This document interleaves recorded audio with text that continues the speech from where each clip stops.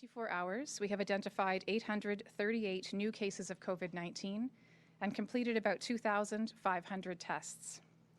Our positivity rate for lab-confirmed cases is about 33.9%. Turning to hospitalizations, there are currently a total of 1,538 people with COVID-19 in hospital, including 123 in the ICU.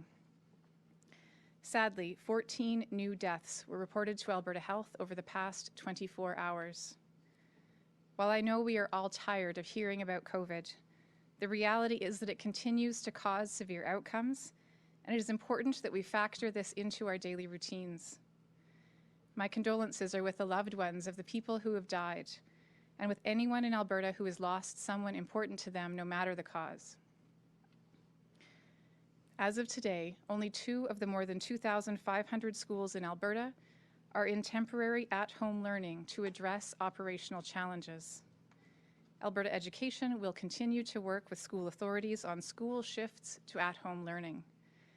It is encouraging to see a continuing declining trend.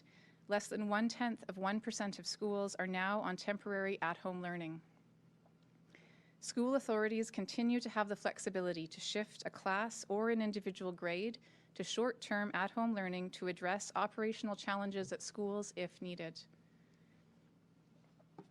As the Minister mentioned, vaccine appointment bookings open today for third doses in the primary series for children between the ages of 5 and 11 who have specific significant immune-compromising conditions, and third dose boosters for youth aged 12 to 17 who have underlying health conditions or are First Nations, Métis, or Inuit.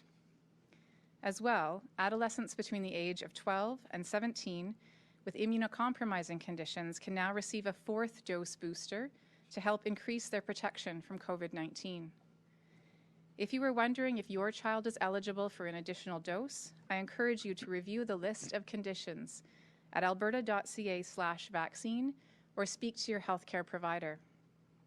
Appointments can be booked online or through the Alberta Vaccine Booking System or by calling 811.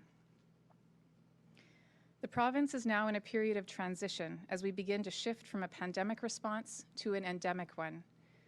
This is a shift all provinces are undertaking. As the Minister mentioned, a joint statement by all Chief Medical Officers of Health across Canada was issued yesterday, highlighting the beginning of a move across the country to transition towards an endemic phase of COVID-19.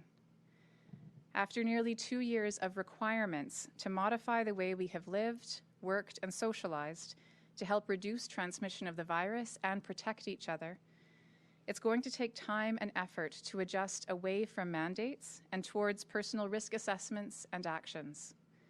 For some Albertans, this transition will seem quick and easy.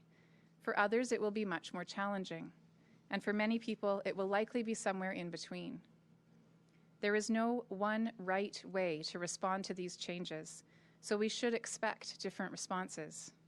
Every person's experience through the pandemic has been unique, depending on the challenges they have faced. COVID risk to individuals and the population is not a binary on-off or yes-no state.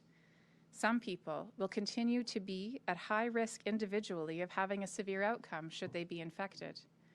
As a population, we will continue in the short term to be impacted by the COVID patient load on hospitals, which is being managed capably by healthcare teams, but is not yet back to a baseline state.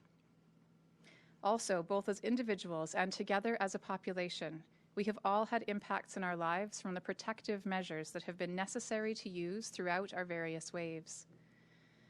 As we move forward, it will be vital that we find a way to respect each other's previous experiences, comfort levels, and risk context, different as they may be from our own.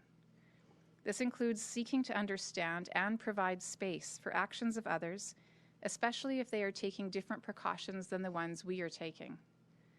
I particularly want to thank parents and educators for their work to support our kids to make a transition to a masking optional school approach that started yesterday. This change is hard, and our kids need us to support them and to model how to respect others despite differences.